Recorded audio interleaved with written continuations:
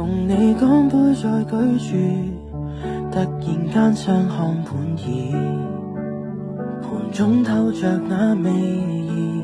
大概今生有些事是提早都不可以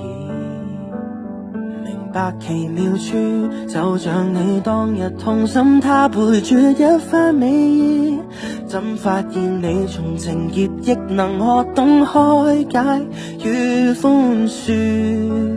也像我很糾結的公事，只齊回頭看，原來並沒有事。真想不到當初我們也討厭吃苦瓜，今天竟吃得出那睿智，越來越記掛。開始是捱一些苦，栽種絕處的花，行得艱辛的引路，甜蜜不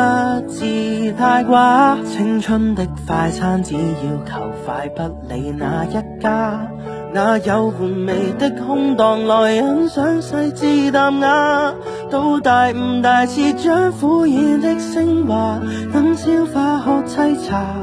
只共你覺得苦也不太差。